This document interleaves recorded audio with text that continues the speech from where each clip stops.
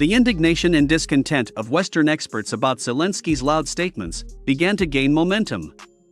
According to them, being in the United States, Zelensky should not have promised in front of the entire world that the armed forces of Ukraine would soon liberate Bakhmut and many other strategic, important settlements.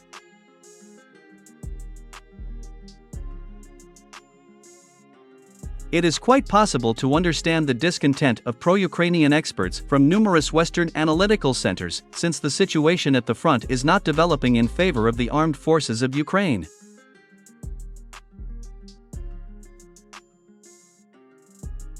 When Zelensky arrived in the United States on an official visit, the situation of the armed forces of Ukraine in the Bakhmut direction was still not so shaky and complicated.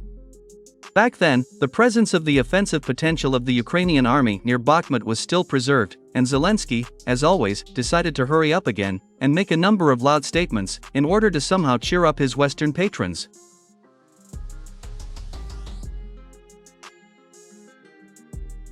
However, unfortunately for the Kyiv authorities, and in particular Zelensky himself, everything went wrong again. The Russian troops managed not only to destroy the offensive potential of the armed forces of Ukraine, but also to organize their own offensive, simultaneously in three directions: Avdiivka, Kupiansk, and South Donetsk.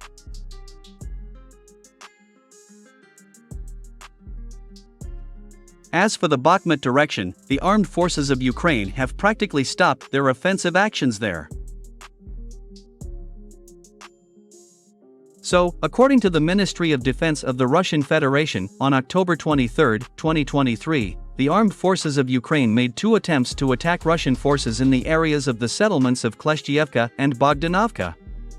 As a result, having suffered heavy losses in manpower and heavy equipment, the armed forces of Ukraine were forced to retreat, leaving the bodies of dead and wounded Ukrainian soldiers, including heavy Western military equipment, on the battlefield. At the same time, the Russian military department notes that the intensity of the Ukrainian army's offensive actions in the Bakhmut direction has significantly decreased.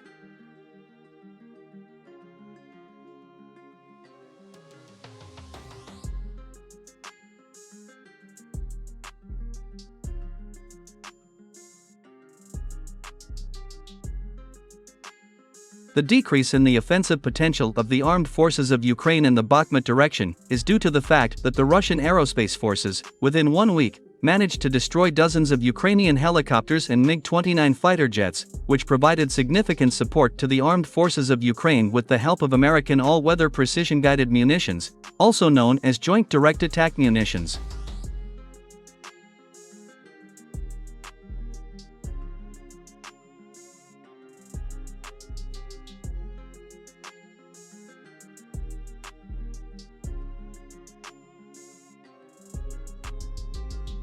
Moreover, the Ukrainian air forces even managed to lose 7 MiG-29 fighter jets within 15 hours.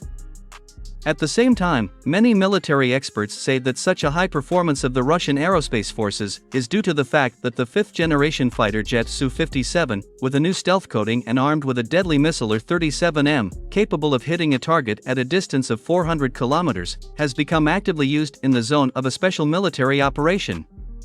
At the same time, it is worth noting that after the start of a special military operation, the Su-37M air-to-air missiles were specially adapted for installation under the belly of the Su-57. Thus, starting in mid-October, the initiative on the Bakhmut direction in the area of Kleshchyevka also began to pass to the Russian troops.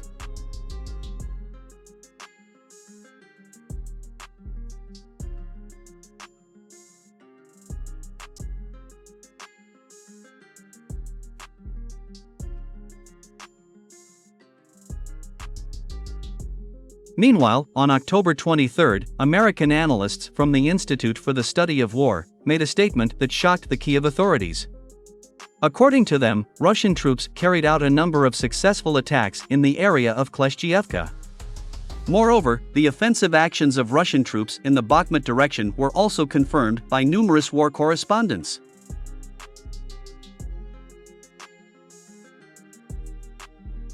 Thus, the vastness of the offensive actions of the Russian army begins to gradually grow, which is undoubtedly the result not only of the failed summer counteroffensive of the armed forces of Ukraine, but also of the competent actions of the Russian High Military Command, which managed to establish an uninterrupted supply of troops and create a powerful springboard for the offensive on such strategically important cities as Avdiivka and Kupiansk.